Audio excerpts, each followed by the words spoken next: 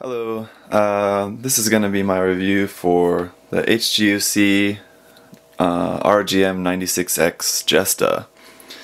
And before I get to the review, I'll just take a look at the box for a minute. Put that over there.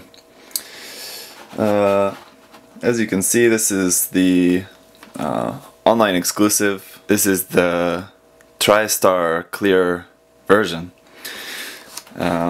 This one was released in, it's really light, so it's going to be kind of hard to see. If you can see that, it was released in 2012. I picked it up later, just at a second-hand shop.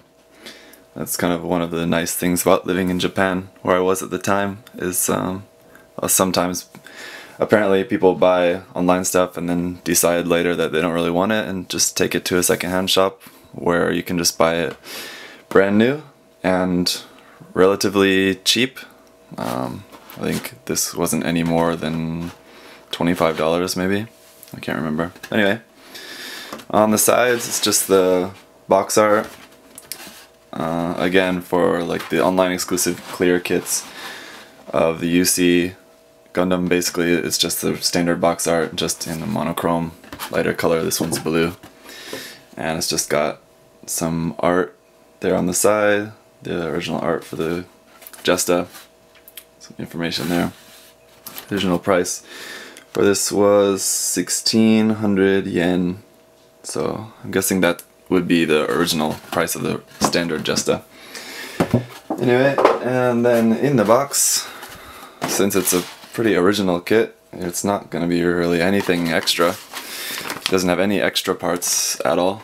You got the guide, just the standard Jesta, HGUC Jesta guide, and lots of shots there on the back, everything inside, more stuff about the Jesta, some stuff about the Tri-Stars there. That's pretty cool. And where is it?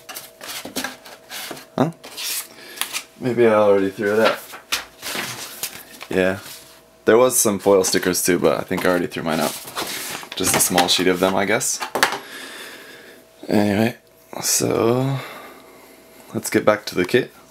So for this Tri-Star Clear version, we've got the entire kit molded in basically this very dark clear. There's actually a little bit of purple clear. Let me focus that. You can see around the collar. And I think that was about it. It's in purple. Yeah, just these parts here on the chest are actually purple, and the collar is purple. The rest of it is just this really dark blue or the light blue. Just here on the shield and upper arm, upper thigh, and part of the head. This orange bit in the for the visor, I just hand painted that.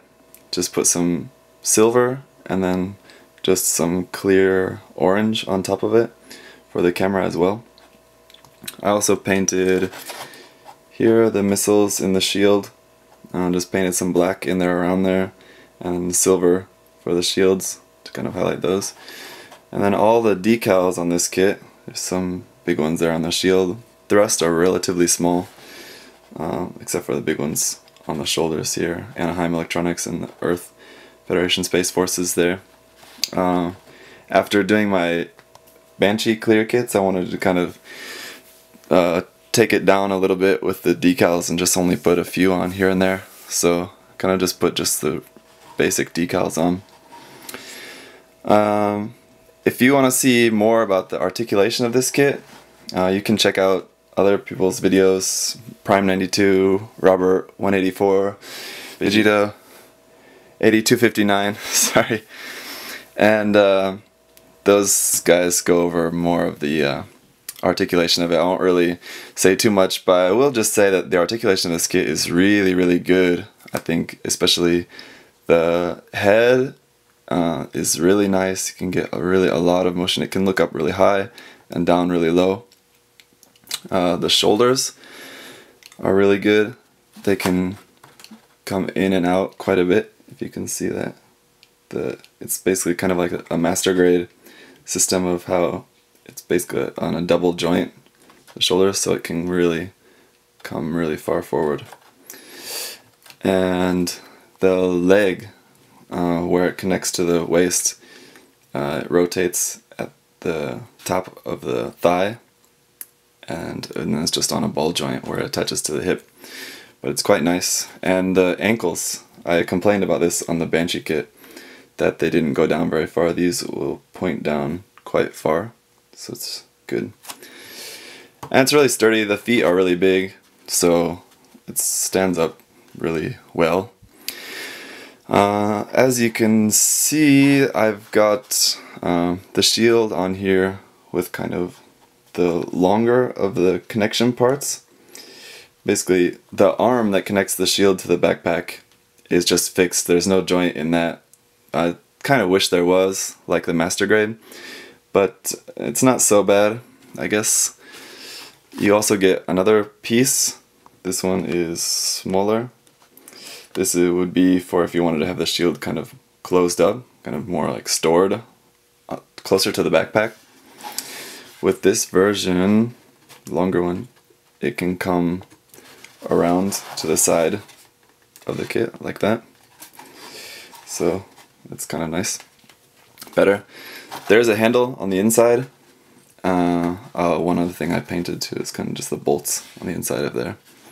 And these rings on the shoulder armor, those are painted, and I think that's it. Anyway, there is a handle here on the shield that doesn't move at all, and there's a poly cap, or is there a poly cap in there? No, just a peg hole there. I don't really know what that's for, maybe someone else can tell me, but there's no plug for the shield to plug onto the arm. Like there's no male part to plug into that, so I don't really know what that's for. You can take the shield completely off. This is the regular piece that fits into the backpack. If you can see, just like the other side. The other side, there's just this piece sticking up there. This is for the opposite side, if you didn't want to have the shield in. And then in the back of the left forearm, this is where the beam handle, beam sword handle is. Let me pop it out. It doesn't come out so easily, but you can just use the beam sword. Pop that out, and that's there, like that. The clear blue handle too. And then the beam rifle. I really like the design of the Jesta's beam rifle. It's really kind of modern, realistic weaponry, kind of looks like it. Anyway, I've just painted a little bit of paint in there in the sight, and just a couple of decals on there. There's the this comes off really easily. I mean, it stays on well enough, but it's really easy to pop off. But I'll just take it off just to show that I also painted this silver inside. That doesn't come silver, I just painted that up. And there's the grenades attached on the side of the hip armor there. And see, in terms of other accessories, everything else is just hands. You've got 2 open hands, left and right. Open hands, 2 beam saber hands that are just like that.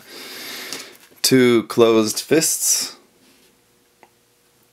There you go. And then 1 trigger finger, just the one I've got holding the beam rifle there now. There's no trigger finger for the left hand, but it's okay. If you really wanted it, you could just take a hand off another kit, I guess. So that's it for accessories. This kit, because it's clear and dark, it definitely left some like white nub marks. But as I mentioned on the Banshee kits, I just used this Gundam marker here. Again, it's number GM20 and 200 size. wherever there was a white nub mark, just rubbed a little bit of this ink on there and then just rubbed it off with my thumb, and it got rid of most of the white nub mark. And otherwise, I really like the design of this kit. I'll probably get a master grade eventually. I haven't got one just because, I don't know, not really any particular reason, just haven't really been in too much of a hurry to buy it. But I'm sure I will at one point because I really like this design, and like I said, the articulation on this HG kit is really, really good. So as I've seen of the master grade, it's really good as well, so that'll be nice. Anyway, I don't think there's really too much else I can say about this kit, except if you can still find a clear version like this of it, I really recommend it. I think of the HGUC Unicorn Clear kits, this one is just another really great one after the two Banshees. And this one, I'm really, really liking these kits. And the next one I'm going to show you that I've got done is the Delta Plus, and that one is also a really nice kit. So stay tuned and check out my blog and my Twitter, and thanks for watching. Bye.